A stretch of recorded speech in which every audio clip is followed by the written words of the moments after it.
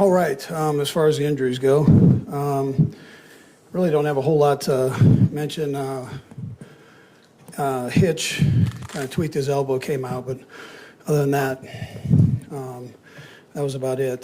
The guys that missed, Frank Clark, that hamstring just never, it just never got all the way back. He practiced and he tried, and took him out and tried warming him up and all that, and thing just wasn't quite right. So I held him out, and then the Badger, I held him out. That was completely me doing that. So he wanted to play. Both these guys wanted to play, but just I just thought it was the right thing to do. I don't want to take any steps back, and Badger's been out for 2 weeks, and it was just best that we went this route. And then Austin Blythe, you guys know about that. So, listen, what a game. I mean, it was my hat goes off to the Cleveland Browns. I mean, Kevin's done a tremendous job with that football team, and I mean, it was just a heck of a game. Our fans were unbelievable.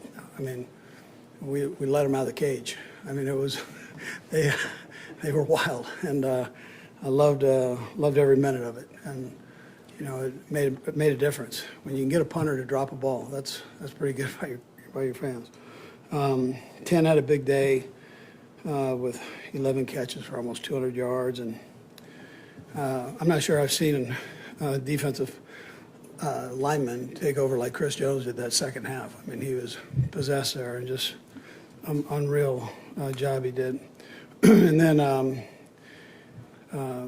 getting Hilaire the ball more, and the second half I thought was important. So again, Clyde I thought did a nice job. How many yards did he have after contact? I mean, that was he was running hard and aggressive. Listen, I thought Juan had a big play, that pass breakup right at the end there. I mean, that was a heck of a job. And then Hughes with the interception. I mean, welcome to Kansas City, right? I mean, that was a beautiful thing for him. Our punt coverage with 88 and 26. I mean, those guys were just all over the place on our coverage team. So, and then Kels had 70, almost 80 yards there, so on 6 catches, but did a nice job. We banked on him on some big plays there, both he and Tyreek. So, all in all, a good day. Spags put together a nice game plan. Came in, made a couple tweaks that's for the second half, and EB with the run game part of it, wanting to feed 25 and get him going. I mean, and I thought that made a big difference. And then I thought Tobe had a nice package of things in for our special teams. Field position ended up being important for us down the stretch. But that time's yours. Did you feel like early they went for 4th down and they looked for 2? Did you feel like you were going to get one of those games where they were going to kind of pull out all the stops? Yeah, they're one of the lead teams in the league last year with 4th down. So, and we normally do that thing. I chose on the 4th and 2 to kick it, but I just thought at that time we need to do that right there. So, but they've you knew that. I mean, you know how the games are going to be. I mean, they were measuring us against them, and we were kind of doing the same. I mean, you don't know this first game, so we knew they were a good football team, and our guys, really pressed through. And it was warm out there too, and I gave Barry a little credit after the game with our guys, Barry Rubin. Just our guys were in good shape, and it showed that fourth quarter. We talked about it during the offseason, the rookies starting. How would you grade it? Might think the performance was holding up against this front seven? Yeah. So listen, that's a good front seven. So I thought they held their own and really did a nice job. I mean, to get the run game going like that against that crew, I thought was big. We had the one sack at the end that kind of, but that shouldn't ruin the rest of what they did. I mean, I was pretty impressed. Now, Yang he probably had the toughest job, all of them. And he bared down and pushed through. And I mean, these are young guys now, young guys in there, and against a veteran group of linemen, so defensive linemen. So yeah, just keep growing. Let's just keep growing. not going to rest on this. We got to get better. There were too many mistakes. We had holding penalties, procedure penalties. We got to get better. So we'll hammer that. For right now, we're going to enjoy it because it was a tough one. And these wins are hard to get in this league, so we're going to enjoy this one. But we'll get back and make sure we grind through some of the things we need to get better at. Andy, you talked to Chris Jones earlier. What was it allowed him to kind of get in that zone where he sort of took over the game, as you said? Yeah, just listen. I think it was just a mindset that something's got to come up here and take over. He was one of the captains today, so he he takes a lot of pride in where he's come from with this organization, and he's not the young buck anymore. He's he's a guy, right? So he's there with the veteran players, and he showed great leadership with that. It fired everybody up. How many games you played like this last year? I know it's a new year. That's an awesome turnover. Does that factor in at all to getting into the situation? I don't know. I mean, that getting too old for these. Huh?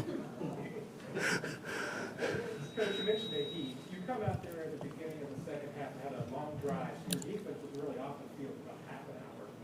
And then Chris and Jeremy, I noticed they were rotating out. Yeah. That last Cleveland drive. How much of just keeping them fresh for the whole quarter? Yeah, I thought Brendan did a nice job with that. He had a great rotation going there, inside and outside guys. So I think that helps you. We did the same thing with Kels, kind of rotated him on the offensive side and rotated the backs. And so that stuff helps down as you go. Receivers always do it, but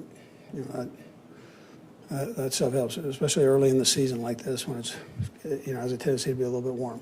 It seemed like your offense was consistent throughout the game. The defense just needed to get going somehow. You mentioned adjustments by Spagnuolo at half. Yeah. I was wondering if you could shed a little bit of light on maybe what those were and what that.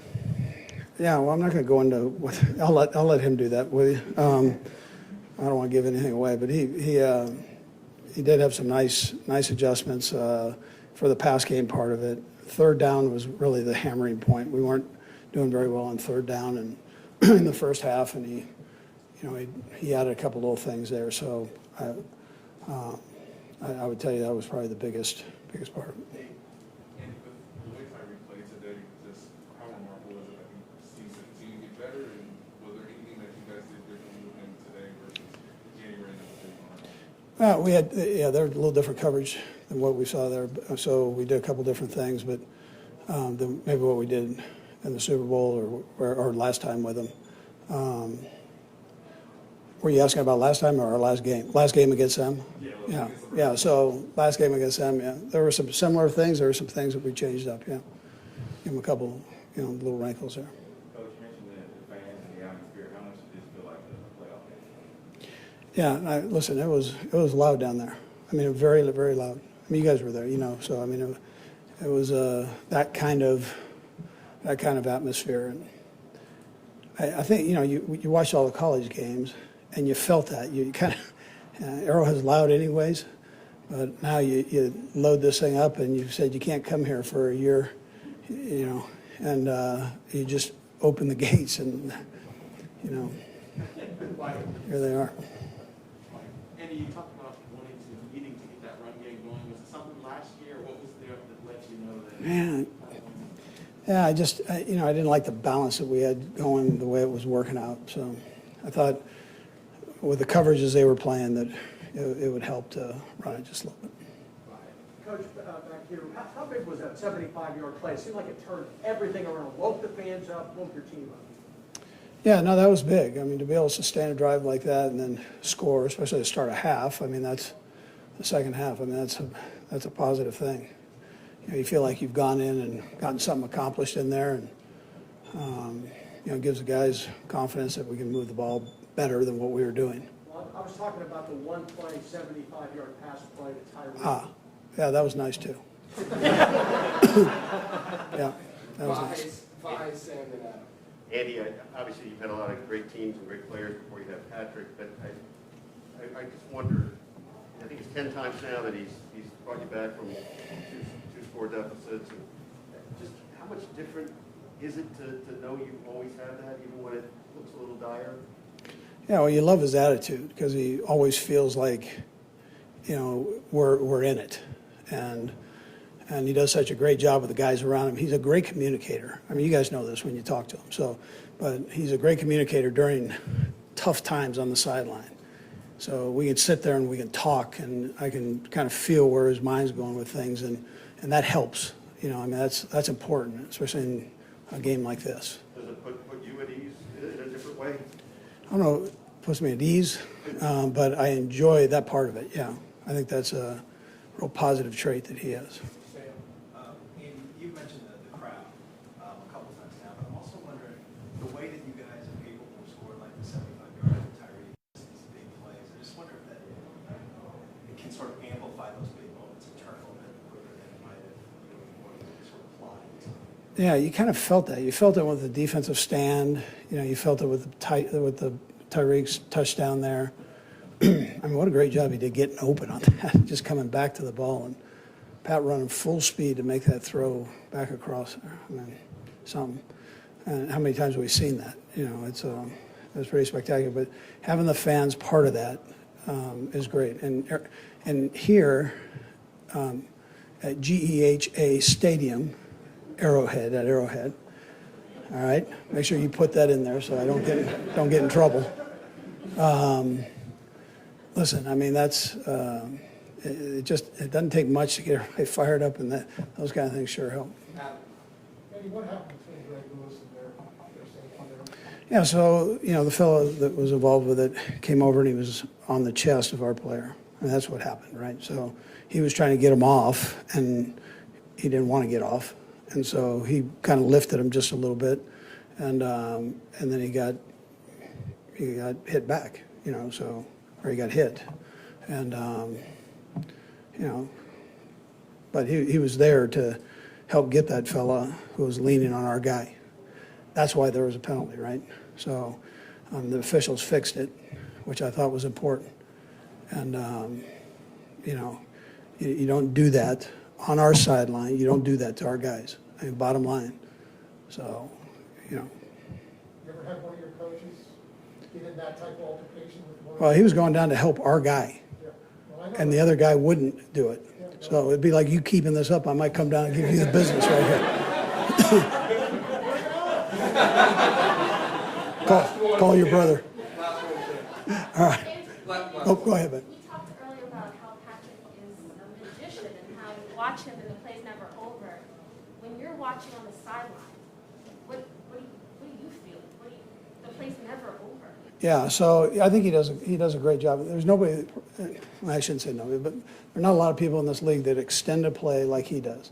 So he always gives you an opportunity. He's got a great feel in the pocket to maneuver and find a seam there to get himself out and then go take care of business. He's got good vision down the field. He never loses that. So, yeah. Okay, good. Thank you.